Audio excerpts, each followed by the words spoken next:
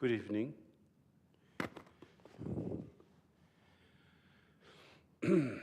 So, first we will do a prayer to Buddha and Bodhisattvas.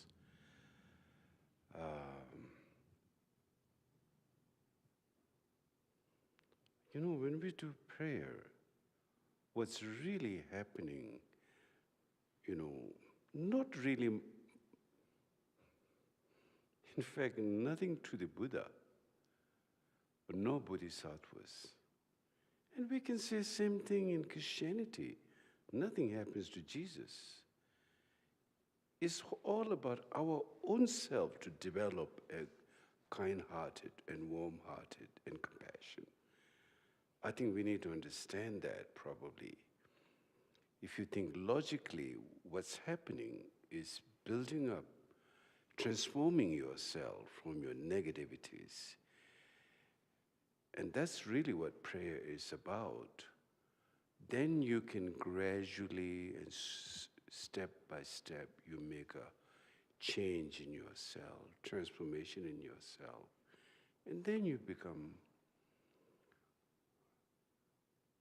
finally free of all ignorance and affliction. And basic goodness can happen in our life. That's really what it is about, actually. It's nothing much to do, for example, if one believes in a God, whether you do prayer to God or not, God is just God. Let's look at that way. It's not going to change much if you don't do a prayer.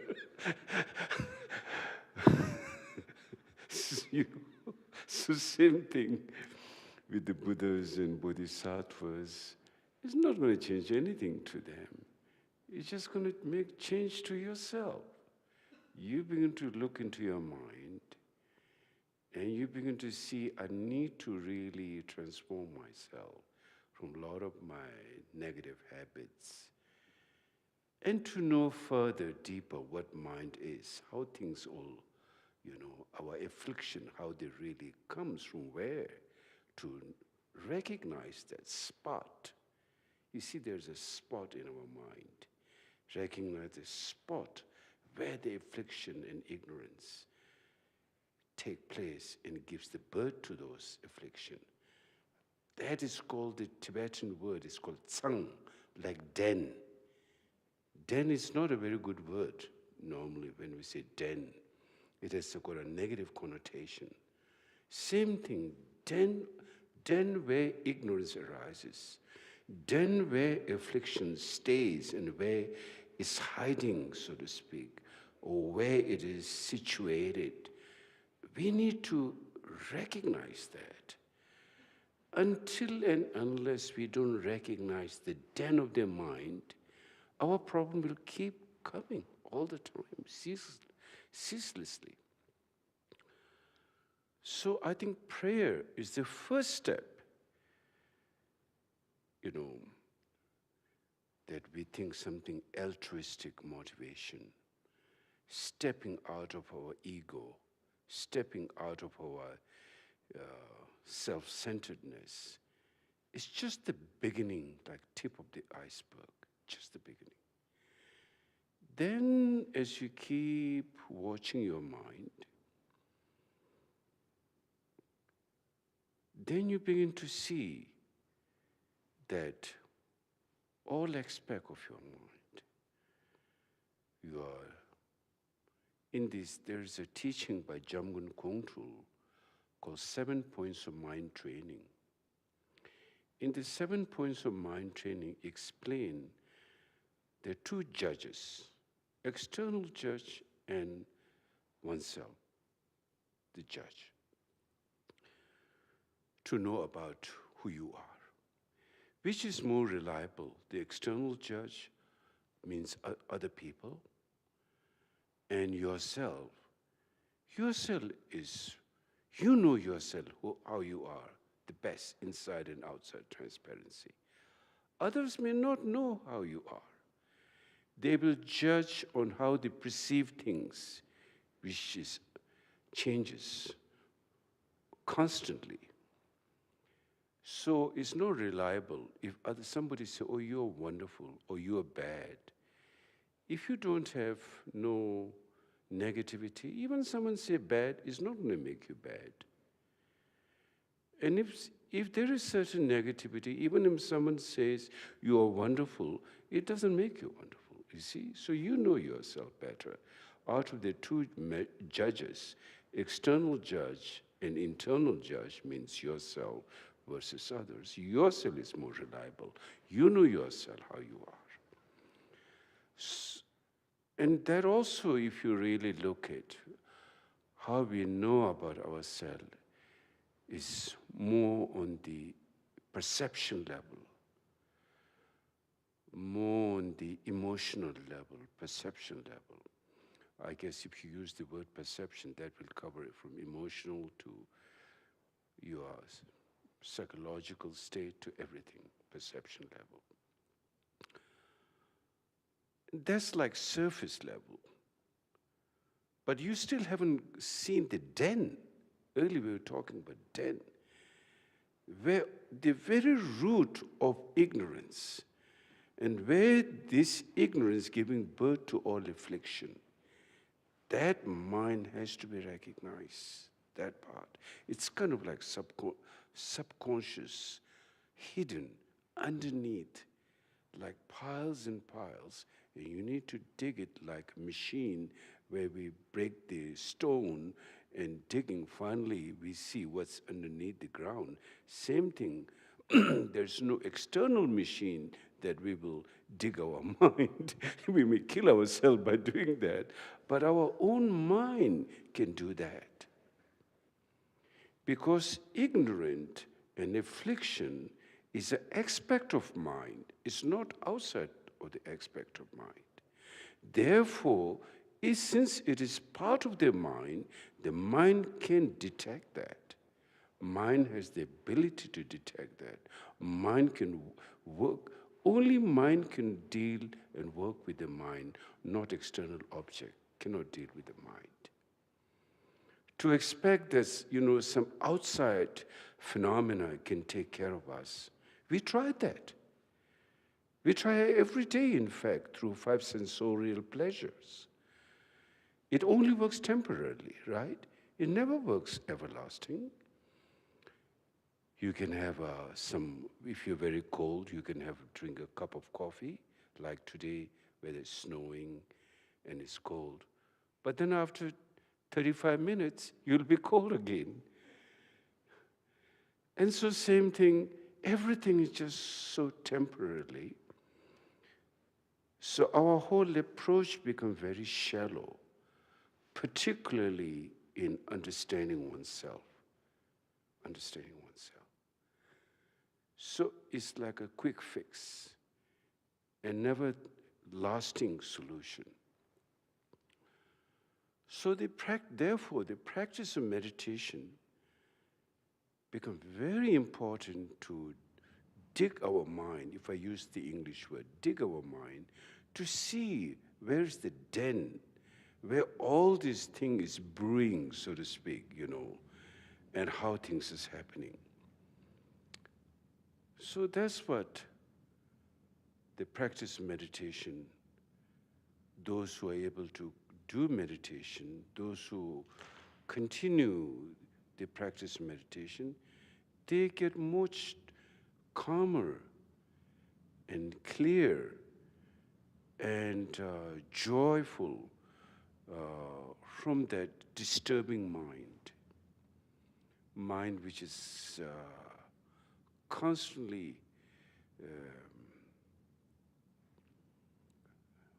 wrapped up in ignorance and affliction. So there's step by step, many guidance for that. Now it's almost like, you haven't taken care of your mind for so long. You've allowed your mind to be frivolous. You've allowed your mind to be drifting. So as a result, a lot of confusion has built up.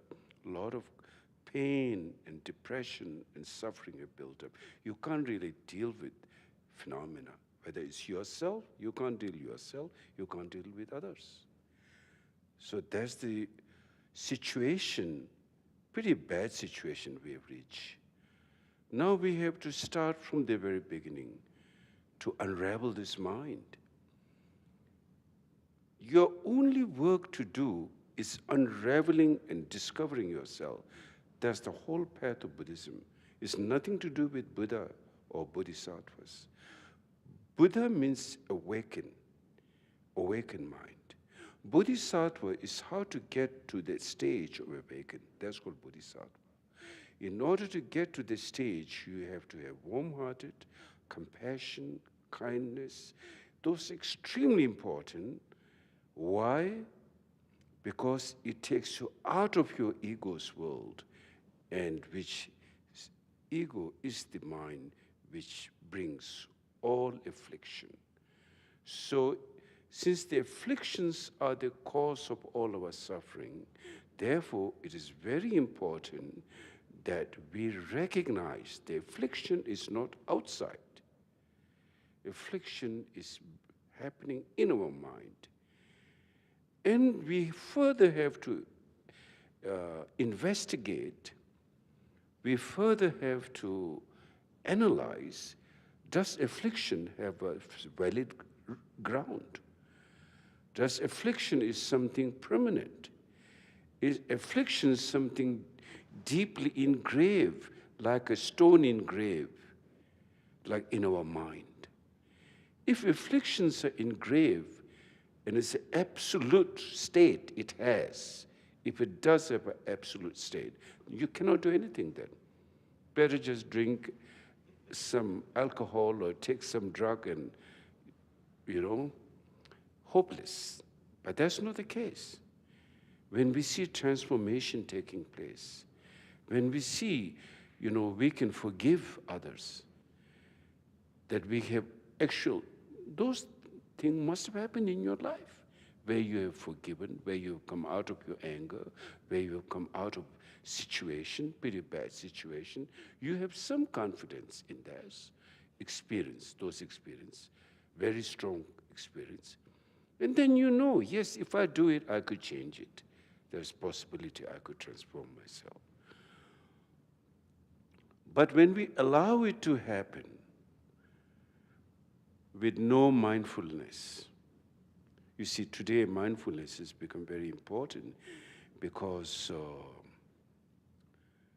our society in America, and generally in all industrialized country and developed country,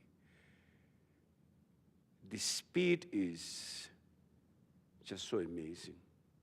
It's just like, amazing means it's vicious in some way.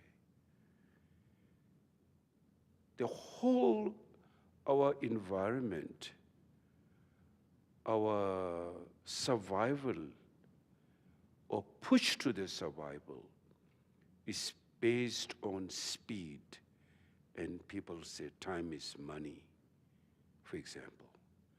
So this year you have, now iPhone 14 is coming. So last year iPhone is no longer now good. So you feel pressure, I should get iPhone 14. And then, so like that, that's one example. Like there's so many things in life, so much pressure is put, that it makes you crazy. And it's like people don't really look deeper inside. It's like somebody's jumping off the cliff. Everyone jump off the cliff. Like, what's it called? The Pied Piper or something? Yeah, we are like Pied Piper. When we look at our life, we are like a Pied Piper. Without investigating, without looking at how our life is just going crazy, in some way, we are making it crazy. We can't blame the whole thing on others. We are also participating. We are part of that whole mandala, so to speak, that circle. We are involved in that, which we are making that also. So we need to slow down. We need to see really what is the purpose of our life? What is the meaning of our life? Where we're all seeking happiness. Where is the happiness truly exists? Finally, it all comes down to the mind. If the mind is not peaceful, if the mind is not calm, if the mind is disturbed, you can have everything in this world and you probably would still suicide. And that's been happening. I've seen, very powerful people, rich people in depression and suicide mood. And those things are happening because mind is not in peace. They didn't recognize the den where this whole afflictions is functioning. They couldn't recognize that. Then the total peace of the mind is gone. So therefore, you see, the practice of compassion and kindness, generosity, ethics, patience, extremely important for our well-being, for our well-being. And then if you are well and happy, you're yourself happy, then your immediate family, extended family, your community, your society, your country, the world become happy. We can make into enlightened world. But that we have to work with ourselves. The phenomena is a projection of your mind. If you yourself is confused, the whole thing look like a house. The ultimate example is like psychotic people. They see the whole world turning against them, isn't it? They see there's no possibility, there's no support. The whole thing is coming against you. Whatever you hear, you twist it. Whatever you see, you twist it. Whatever you feel, you twist it. Staying in your bed, your mind is totally disturbed, twisted, and nightmares and like that. That's example how the mind can get so confused. So therefore,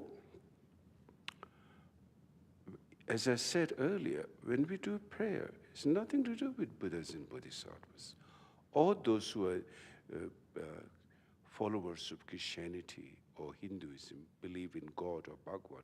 It has nothing to do with Bhagwan or God. If you pray, the God is not going to get higher. If you don't pray, the God is not going to get lower. Same thing for Buddha, But you change, you change. That's I think we need to understand those points. And a lot of people, the problem is we don't understand things are happening within us. We think everything is happening from outside. We blame outside for our problem. We think the cause of our suffering is others. And so modern day psychologists, I'm sure there are some good psychologists who will tend to work, What I mean to say, any psychologist who say the problem comes from outside is crazy and wrong. There's no truth in that. It's completely deception. The fundamental problem is coming from your own confusion. If you're not confused, no one can make you confused. If you're clear, people can say you're a demon, you are this, you are that, nothing will happen. But if you are not clear in your own mind, then you become vulnerable to others' perception, others' projections. So therefore, practice of meditation becomes very important so you can find your ground, your mind ground. And you can see the den I was talking earlier, how those afflictions arise, and you can transform that, dissolve them, step by step by step. You do that every day, in the morning, If you have more time, afternoon, some sitting practice. If you have more time than evening, watching your mind, it will clear all those clouds, all those obscuration, and your mind can be clear, and peace and joy and liberation can finally take place as you keep working with yourself. And then you gain confidence, you gain experience. But that you need discipline. You need the discipline of sitting practice every day. You know. So tonight we will here do sitting practice. And I will explain about meditation, how to do meditation. But important also, please remember, not just sitting practice. You must develop kind and compassion in your life. That's very, very important. With yourself too. You have to be patient to yourself. You've been used to this, your own mental afflictions for so long. So if you get too hard on yourself, I need to change right away. That's not being very compassionate. And for that, of course, when you see the affliction and pain caused by that arising, it may be very painful. And you may want to find some, like a magic thing that you can just stop that or cut through that. It may not particularly happen, but at that time you need to remember, this has been going for so long, my habits, cycle of day, cycle of night. It's just like this habit has been cooking, brewing it the whole 24 hours, day after day after day after day. Seconds to minute, minutes to hours, hours to 24 hours, days, weeks, months, year, decades, many decades. And you didn't find, some have found some clear light, so to speak. You may have found a teacher to guide you. Some have not found a teacher to guide you. Even the light is within you, but no one to show you that light. And then you just drifted. So now when we hear how to work with that, then, they teach, as I said earlier, like teacher means someone who have gone through that path and someone who have experience on that path. Like if you go to a mountain hiking, there is this gravel road, there is this good road, there is this cliff, there is the danger of water. That guide is extremely important to do guidance in life or practice meditation. But the main thing is you have to journey on that. You have to personally, if you want to go on a mountain hike, you just rely on what the guide says and you stay in your home. You're not going to experience that. Then you go with the guide or you hear what the guide told you and then you follow that path. Then you will gain experience. Oh, here is like this, there is like this. When I have to deal, then I was told there's a river crossing, go a little further up, and then there's some bridge, or there's some stone that you can climb on the stone, like that. That guidance is really important. And then, but you have to do it, the thing is. So therefore, practice of sitting meditation, you need to do in your home, 15 minutes, half an hour a day. You will see a change. You will see a change. You have no choice. You will connect with your mind. You will connect with your affliction. You will connect with your habits. And you will see a transformation taking place. It's simple as that in a way. So requires the discipline and patience to do that. Because we are so used to going after projection, mental projection. We never allow space. That's the problem. In order for us to feel at home, free and calm, you need to have some degree of space in your mind. If you don't experience any level of space in your mind is just like a rushing speed, like a train or motorcycle, whatever, it's just constantly going, it's going to be exhausted. You didn't discover your ground. It's like when we see an ocean with like a hurricane, tornado, waves and waves and waves, people don't find, even looking, you don't find calm. But when the ocean gets calm, everybody feels peaceful. Same thing in your own life. When you begin to see the ocean calm your nature within yourself, then the waves are beautiful. The waves, it helps for this little bit of wind, little bit of waves is, I think, very important for sailing a boat too. If there's no wind, no waves, you're going to be stuck with a sailboat. So it's, interdependent. So you need to find your mind, nature, how to bring this skillful mean and space called wisdom and skillful mean in your mind. So therefore, again here, the practice of meditation becomes very, very important. And today, even scientifically, meditation brings blood pressure down. Meditation brings healthier life. Physically also, your health improves. Needless to say, mentally, the joy and happiness of your mind. So a lot of benefit is there. And that is the greatest thing Buddhism has to offer to the world, meditation.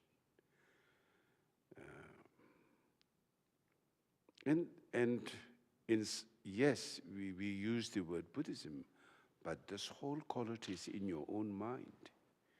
Buddhism simply saying like that guide, there is this, there, at that point there is this, at this point there is that. Just like that, you discover your mind through yourself, in other words.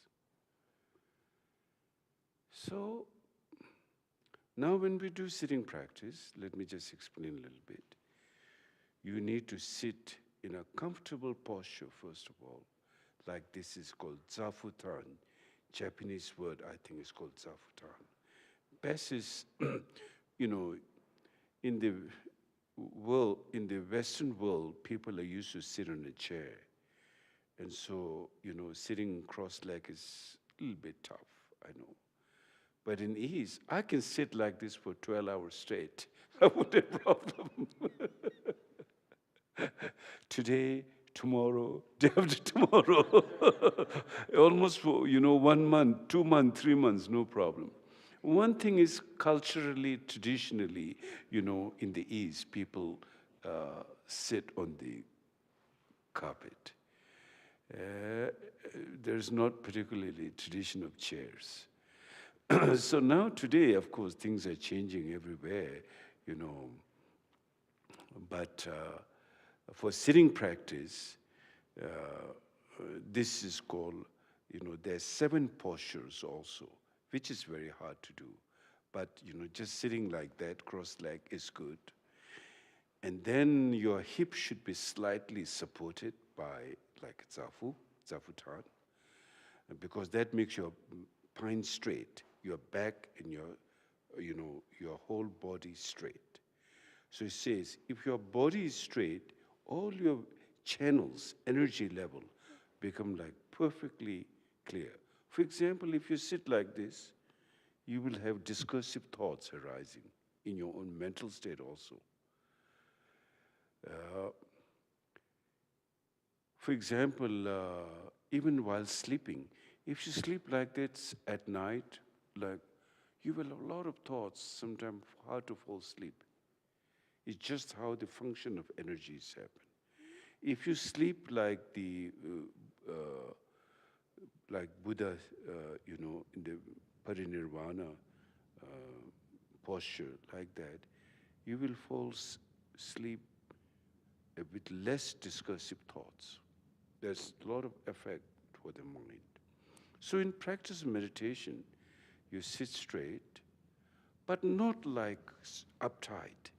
You should be very relaxed, very relaxed, your body relaxed, and then your chin not looking up or not looking down, just simply straight, but relax again, relax, like no pressure, And then eyes slightly open, looking slightly on the tip of your nose. Eyes open slightly, looking on the tip of your nose. Again, relax. Again, not pressure, no penetration. And then so now your back is straight, and you can either put your hand on your knees like this, or you can put it like this, like Buddha's, both are Buddha's, they are mudras. These are called mudras. So anyway, right now, there are different kinds of mudra, but this is meditation mudra, like this. So that's the general mudra, or the way of meditation. Now, individual, there can be difference too in the mudra, because each person's channels, energy, how it functions differs slightly sometimes to people. So if you look at the Tibet's great yogi Milarepa, his best posture was like this when he did meditation. In that way, for him, that posture was the best. And there was one great Lama in Tibet, I think his was like this. That you have to discover, at some really high level of experience level. So, but most general meditation method is like this, or like this, and straight. So we find, we can experience when we sit like this, our minds get clear. So posture, sitting posture itself, almost like 50% of your meditations come from how you sit. Then 50% of meditation will come how you deal with your mind. So then, there's as there's a saying, Onde Zafu is my body. In my body is my mind. And now you drop your mind. Normally we get very, busy with our mind. Now you drop this whole mind, like the cowboys, they throw a lasso and they drop that. Just like that, you drop the mind, and here you are. And then you go to the breathing part, in breathing meditation. When you breathe out, your mind, you're aware. Your awareness is with them. Your awareness means your mind. Your awareness with your breath. Breathe out. When you breathe in, you are with your breath. When you breathe out, you are without distraction. So you are completely one with your breath, so to speak.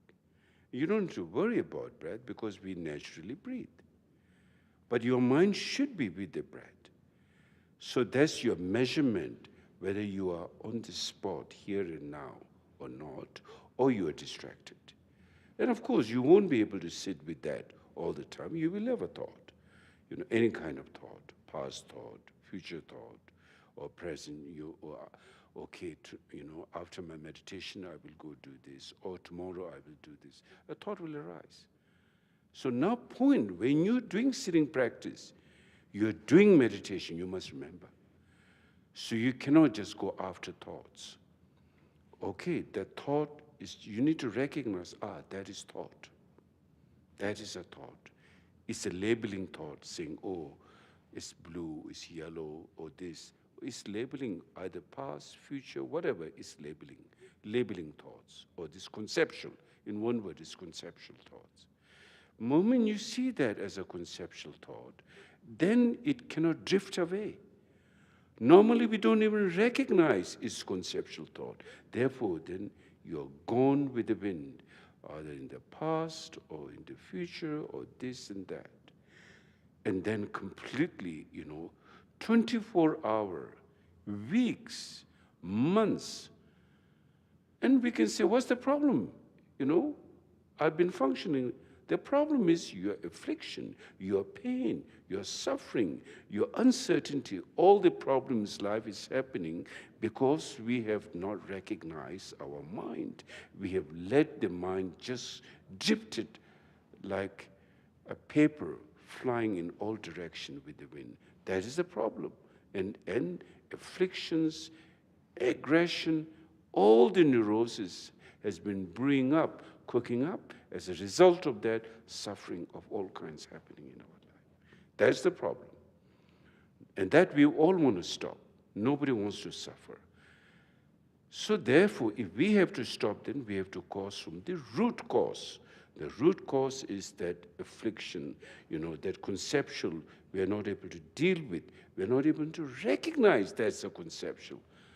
Not many people even heard what is meditation. Even the word meditation, people haven't heard. Or how to wash their mind, people haven't heard. You just drift, all kinds of things. That's it.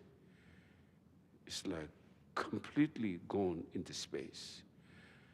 Imagine like if you're a space astronaut and then suddenly your umbilical cord with that cord, whatever sort of umbilical cord, if that cut and you're drifting in the space like that, we've been drifting for so long, years after years after year, and so many things changing, but you're on the same spot, like different rock underneath, but again the same situation, starting from zero all the time, with uncertainty, with confusion, with not knowing what's going to happen.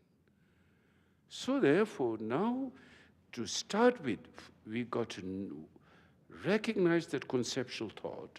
So in your sitting practice, oh, that is just, and then whether it's good thought or bad thought or neutral thought, is just a thought in meditation. You don't make any special deal with, this is a good thought, I need to engage. This is a bad thought, I have to disregard. You don't want to do that in meditation. You do that, then again you are lost. Meditation is meditation. This is how you do meditation. Then you recognize it, then you go back to the breathing again. And then different experience will arise. Now, on the positive side, as your meditation minds get, to the present here and now, then the mind has natural radiance of joy, called bliss. You can have joy in your mind and body like you've never experienced that. Or clarity, very clear mind, to the point some could even read the minds of others. Oh, that level of clarity. Or like big spaciousness, mind now like a calm, like an ocean, like a sea, very open and joyful. Those are positive experiences of meditation. But it is said that even when that happens, you should not get attached to that. Because the moment you get attached, then again you will drift slowly. But that's okay. If that happens, you should not regard this is a bad thing. It's part of the good quality of you understanding your mind now. There's part of it which is good. But then sometimes you will have like a lot of rough experience, like a waterfall. waterfall hitting rocks, there's a lot of splashing noise, a lot of things. You will have lots of, aggression sometime, or, fear, or this and that. That's called the rough experience. There's rough experience and there's joyful experience. Now, where is the rough experience coming from? The question is, your own negativities, afflictions, are purifying at that time. Like if you have to wash your clothes, a dirt has to come out. Otherwise, the clothes will not be clean. Same thing, when those things are happening, you need to recognize. Important thing is, you shouldn't drift with that.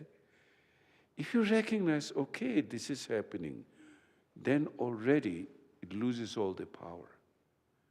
It could be a very powerful experience, something strong, to the level of some kind of, your engagement with someone turning into aggression. But the moment you see the aggression, already the aggression loses power. And that's how you're able to, have control, if I use the word control. Or you don't become slave to the drifting mind. Finally, you have some sanity now, how you can deal with your mind. Then you get deeper and deeper. And finally, you can completely become stainless, stain-free, stainless. And that would take time, requires meditation practice, compassion practice together. Anyway, so in meditation practice, breathing is your measurement, and then you do practice meditation. Don't expect too much. You just simply sit here. Because again, if you're expecting, again you're drifting. The point is you should not drift. We've been drifting so long, and that's where all afflictions turning into habits. And that's how we're drifting with all those negative habits. As a result, we create endless negative actions and deeds, which brings endless suffering in our life. So therefore, first thing is to stop from being a drifter. You see, word drifter is not a good English word. Same thing, the den is also not good English word. Now, we need to find the drifter and the den. That's how you find it, through a sitting practice, like that. And then, now, mistake of meditation. Feeling drowsy, you allow that, you will lose your meditation. That's no good. Or too much thoughts sometimes can arise.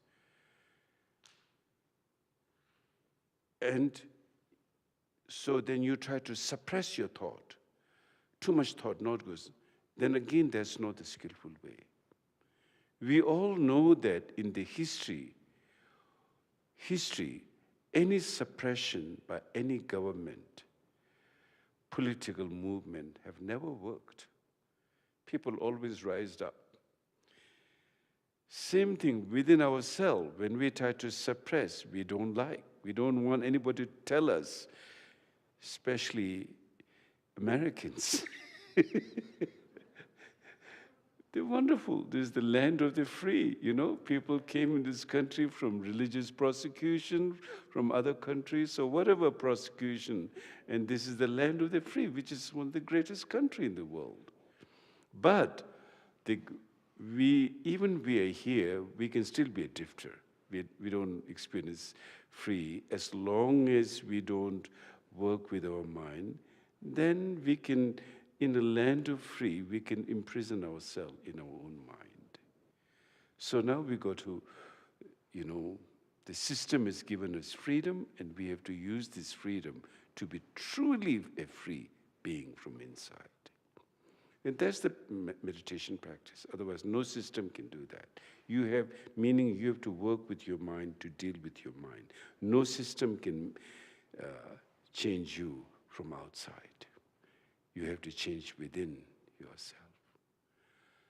So then, if it's too many thoughts now, how do you deal? So you allow it. You allow it. If you try to suppress, it will not work. You just simply watch. But don't try to drift with that. Just be open, be with your breath, be with your breath. So that's like the practice of patience taking place. It's a natural quality. There's no particular patience, The patience is the mind allowing it and not drifting. That is the patience. How the patience, true patience, you begin to experience within your mind. The quality of patience is in your mind. The trying to be tolerant is a very rude approach to patience. But true patience is like natural quality. When you begin to experience the openness of your mind, it can accommodate anything and free everything. And that's come from your own awareness through the method of meditation practice. So a lot of benefit of meditation. I can't even, even how to say, the benefit is just like infinite in some way. So then now, let's do a practice, sitting practice we will do. So please make yourself comfortable and focus to your mind.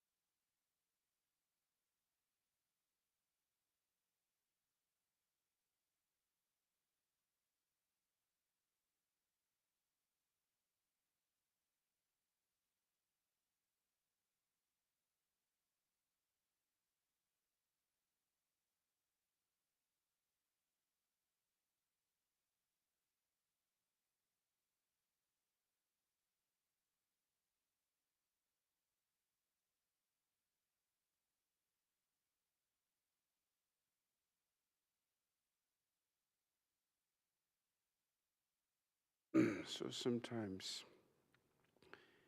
it'll be good, if you can do in your own home, like a weekend, 2 days if you can, or 24 hours, just do meditation. Of course, not 24-hour whole, but like 12 hours, and no phone, no talking, no internet. You will resolve a lot of things in your mind. But if you do like a retreat, but if you use cell phone, internet, television, or talking, then you won't get much benefit. If you do like about 3-4 days of no talking at all and sit, for the next few months, you will see a difference in your mind. That's how much powerful is there. Next few months. So meditation is very powerful. So even for like 1 week of retreat, in the past I've led retreat for like a 1 week. I've noticed difference for like 6 months, 7 months, the effect of that in students. So you can do that. The same method I taught you, but you must be patient. You need to really encourage yourself. Sometimes we all go through a lot of situation in our life, including depression or this and that. Instead of talking and trying to figure out, you just stay silent and quiet and do meditation, not just thinking. Then again you're drifting, it will make worse then. But just do the sitting practice, the method. You will notice a difference, how much benefit and transformation it takes place. So I just want to share that, my experience with you all. Any questions? Question? Any questions you have? Yes, here.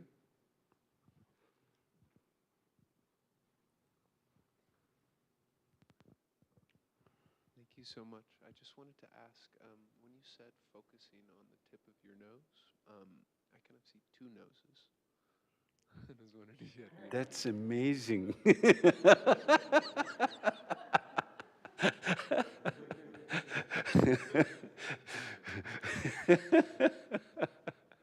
Yeah, that you're penetrating too hard.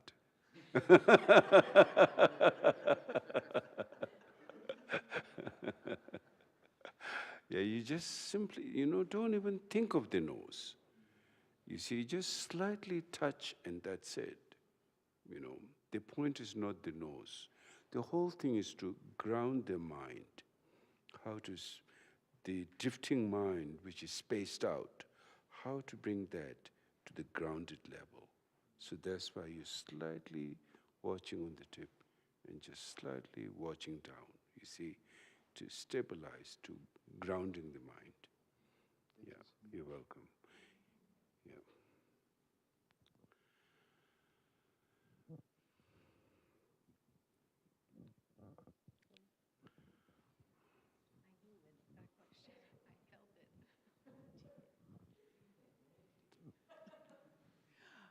Thank you so much, Rinpoche. Thank you for being here. Thank you for these incredible teachings. Every time I hear you, I go, oh, yes, yes. And it's incredibly valuable, and I imagine it is to the people who could not be here tonight, because I haven't been able to be here all nights. My question is more of a check on how I'm doing the meditation, and that is that I know we're offered a lot of guidelines. You give us guidelines like how to get into that position for meditation.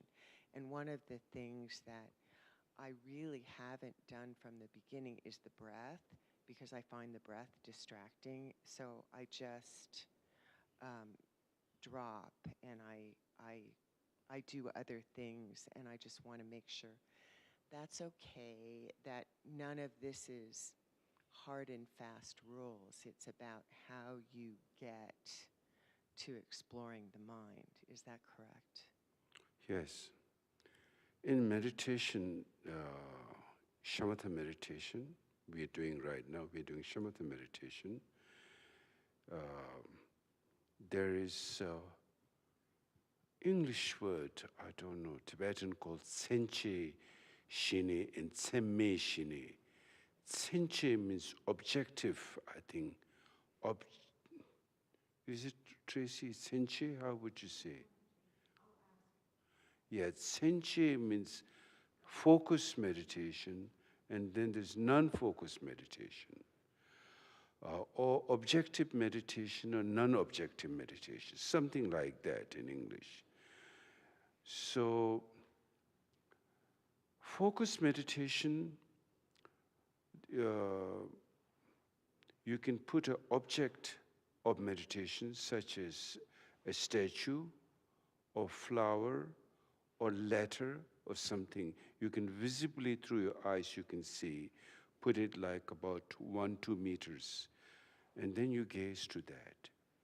So that become your focus, one-pointed concentration, and each time you get distracted, that picture or the object will remind you of that, and you get back.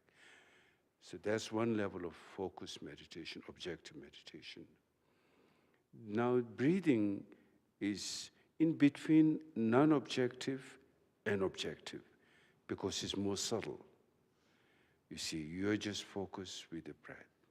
So the whole point is how your mind can focus something from getting distracted and drifting. That's the whole point.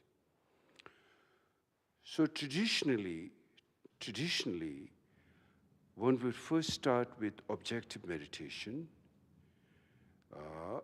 and then one would go to non-objective meditation.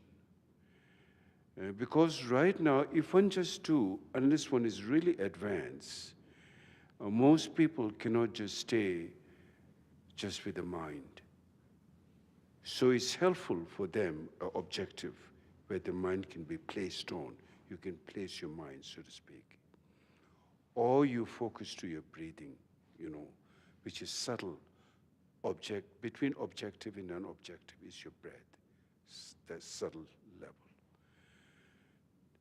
Then, so it is said that, for example, in the one strand of hair,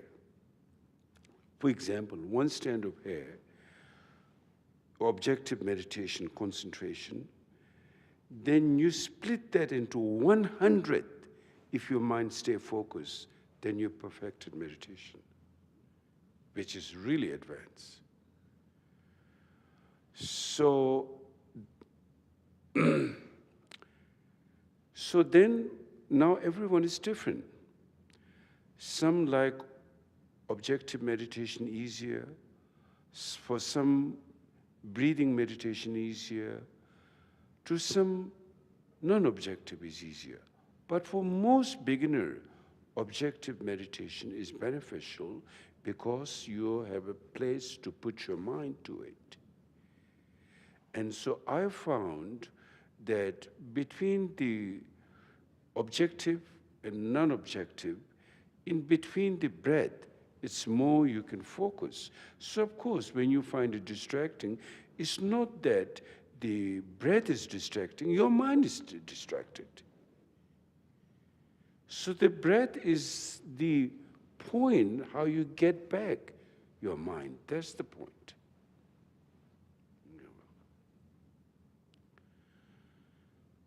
Yes? Okay. Any other questions?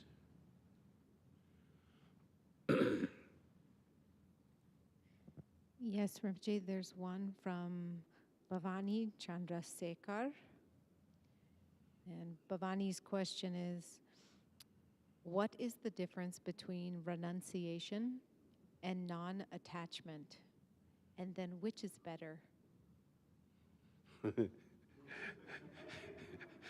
Renunciation and non-attachment.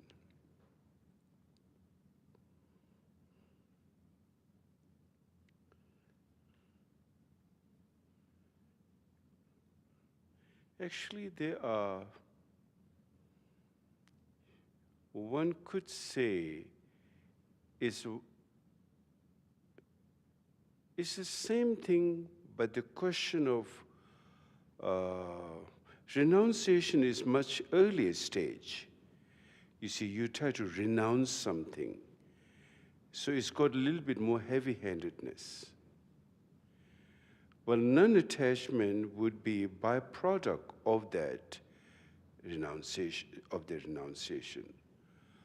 But then again, the non-attachment has, you can say, there are much deeper meaning to non-attachment. For example, monks and nuns, they take celibate vows, or like 254 vows a monk in Tibetan Buddhist, in the Buddhist tradition. Thus, they have to renounce, there are a number of things to renounce. And through the renunciation, then they get to deeper understanding what non-attachment means. So if there is a step, first come renunciation, then come non-attachment, something like that. But both are geared to, renounce the renunciation. The very meaning of renunciation is, from the Buddhist point of view, is seeing the mistake, if that's the English correct word, seeing the problems or mistake of afflictions which cause suffering. So to stop their engagement in that system which creates attachment, to renounce. That's how the first step, how they find benefit in renouncing the layman's kind of life, ordinary life, and then engage in monastic tradition. So that's how, in a monastic tradition, they do that. So, so I would say renunciation is the first step, and non-attachment probably is the second step. But they're very similar, very close.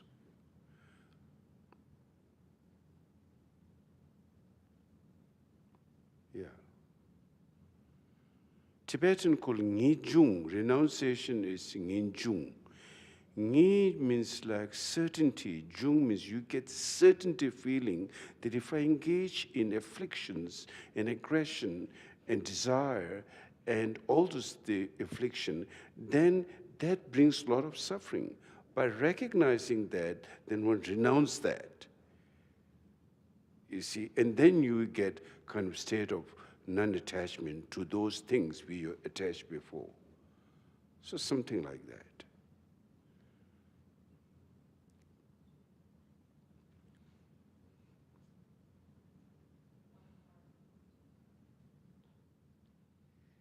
One more question, Rinpoche, from John Hogue.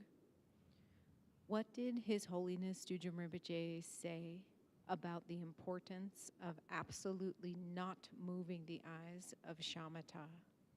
Something like, Say that again. what did His Holiness Dudjom Rinpoche say about the importance of absolutely not moving the eyes during shamatha meditation? Something like keeping the eyes still and blinking as little as possible. That, I didn't hear anything His Holiness said about that. Because you see, is the blinking, some people blink more, some people blink less. It's more like a biological factor. But when the meditation is developed, a certain level of transformation takes place in our energy level. And at that time, maybe there can be less blinking or more calm and more stillness. That is a byproduct of transformation of and purification of energy. So, but I spent years with His Holiness, and in shamatha meditation, there is a saying, don't do like too much blinking, Some people just get into those kind of habit. But I think it's a natural, the byproduct of shamatha meditation will naturally create, you know, in our eyes and whole body calm and clear. So I don't think you should worry too much about blinking. You should focus to the mind. Then natural thing will happen by the mind. You know, if you try not to blink too much like this, you know, that's actually not good. So I think the point is the mind. Let's get to the point, not to the side effect.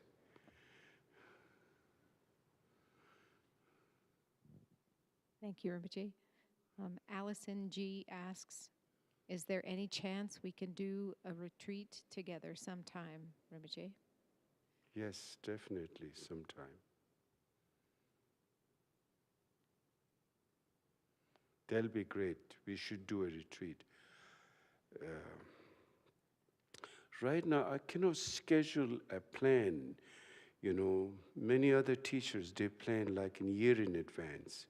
For me, my teacher, Soksur Rinpoche, is old right now, his health. I have to be constantly, you know, for that, being there. So at some point, you know, I pray Rinpoche live long, and he will. He's getting better. But I can then focus more planning. Right now, I just plan like 1 week in advance. So it doesn't give much time for people or for myself. But I like to do retreat. In the future, I'd like to lead 1 month retreat, 2 months retreat, or week-long retreat. I would love to do that. And I think we should do here, you know, even maybe 3 days retreat. I think those are possible, a week retreat. Tremendous benefit. Yes. I will keep that in mind. Yeah. Okay. Any other question? Very good. So then let's do world peace prayer. In the world in general and in this nation, may not even the names, disease, famine, war, and suffering be heard.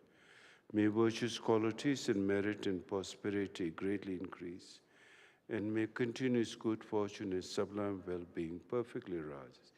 In the world in general and in this nation, may not even the names, disease, famine, war, suffering be heard.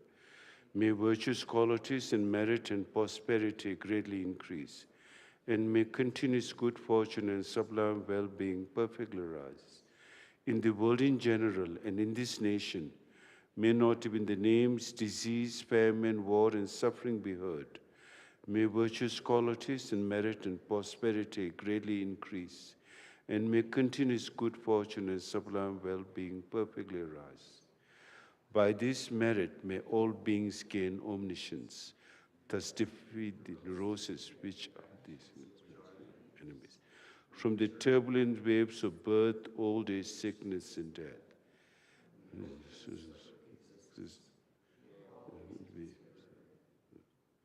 Thank you.